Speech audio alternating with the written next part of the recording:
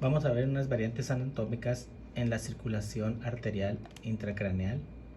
Como sabemos, hay estructuras vasculares que se van a denominar circulación anterior o que van a conformar la circulación anterior y que van a irrigar las estructuras anteriores dentro del cráneo, y las de la circulación posterior que irrigan las estructuras posteriores y la región de la fosa posterior del cráneo también.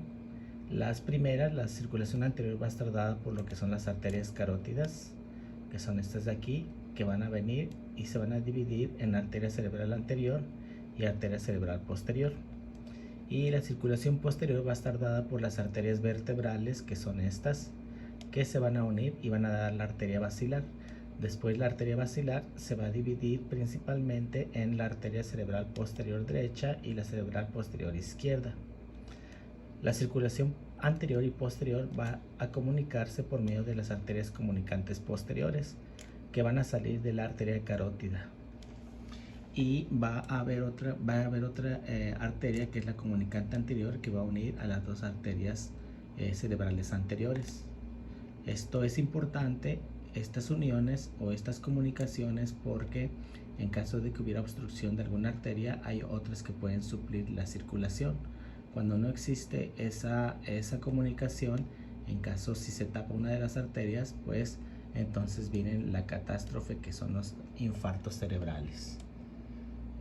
Pero hay veces que vamos a tener variantes anatómicas, que significa que va a haber arterias que pueden no crecer, o arterias que pueden crecer al doble, que no se pueden desarrollar, o arterias que se van a comunicar con otras arterias de forma anormal. Y en este caso vamos a ver una de las variantes anatómicas un poco comunes, que son la presencia de las arterias de anastomosis vertebrovascular persistentes. Este tipo de arterias se clasifican en 4 arterias, que van a estar dadas por el recorrido de los pares craneales, y así es como van a tomar el nombre, con excepción de la arteria proatlantal, que va a tener el nombre ya no por el trayecto de los pares craneales. La que nos interesa a nosotros es la arteria trigeminal persistente, que va a estar en el recorrido del nervio trigémino y que va a comunicar la circulación anterior con la circulación posterior por medio de la arteria carótida hacia el sistema vertebrovascular. Habitualmente esa comunicación existe en la etapa prenatal, en la circulación fetal, y va a sustituir lo que es la irrigación relacionada con la arteria basilar. Conforme se va desarrollando el cerebro, esta arteria debería de desaparecer y debería hacerse más prominente la arteria basilar, y toda la irrigación debería ir de la arteria basilar. Pero hay veces que no se oblitera esa, no desaparece esa arteria, y persiste. Es por eso que esta arteria se va a llamar arteria trigeminal persistente. Como les decíamos, está relacionada con el trayecto del nervio trigémino, y en este caso vemos que es la arteria que va a comunicar todo lo que es la arteria carótida interna, que es esta, y la va a comunicar con lo que es la arteria basilar, que es esta de aquí. Habitualmente esta arteria va a estar localizada en lo que es entre lo que es el segmento petroso y el segmento cavernoso de la arteria carótida interna. En este caso, este sería el segmento petroso, y aquí tendríamos el segmento horizontal cavernoso. Por abajito del segmento horizontal cavernoso es donde va a salir esta arteria, y va a comunicar con la circulación posterior. Cuando existe esta arteria, habitualmente van a desaparecer, o pueden no aparecer, o pueden aparecer hipoplásica, es decir, con un diámetro menor, la arteria comunicante posterior.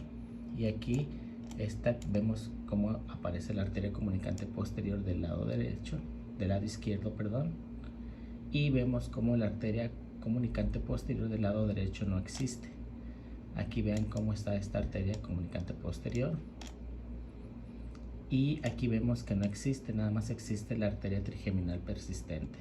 Esta ausencia de la arteria comunicante anterior es uno de los hallazgos comunes en este tipo de variante anatómica, aunque también podría existir la arteria comunicante posterior, pero disminuida de diámetro, es decir, hipoplásica. Hay veces que también las arterias basilares y vertebrales van a estar hipoplásicas, o sea, disminuidas de diámetro. En este caso podemos ver, aquí está la arteria trigeminal persistente comunicando la arteria carótida con la arteria basilar, y por debajo de la unión de estas arterias vemos como la basilar muestra disminución del diámetro. Es decir, tiene área de estenosis o área de hipoplasia, que también está relacionada o puede estar relacionada con esta variante. Pero no solamente pueden existir estas anomalías vasculares, perdón, hay otro tipo de anomalías vasculares que pueden aparecer, y aquí vemos que no existía entonces la arteria comunicante posterior del lado derecho, donde está la arteria trigeminal, y del lado izquierdo vemos la arteria comunicante posterior. Pero si la seguimos, aquí vemos cómo está la arteria.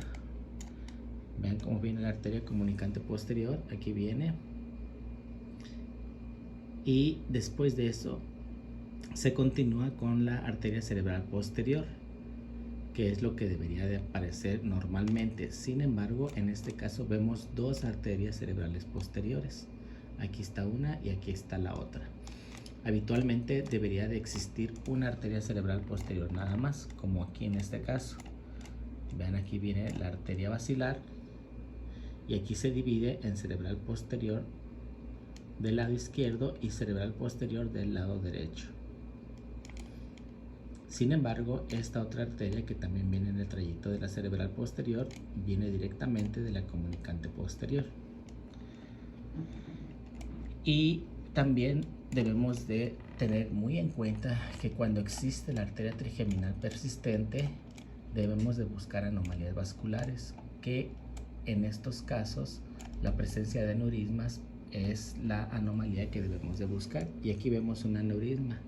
Vean cómo está el aneurisma aquí. Viene la arteria carótida en el segmento clinoideo por arriba de la arteria oftálmica, y aquí vemos cómo el aneurisma viene, se hace la forma sacular que extruye la pared y se forma el aneurisma.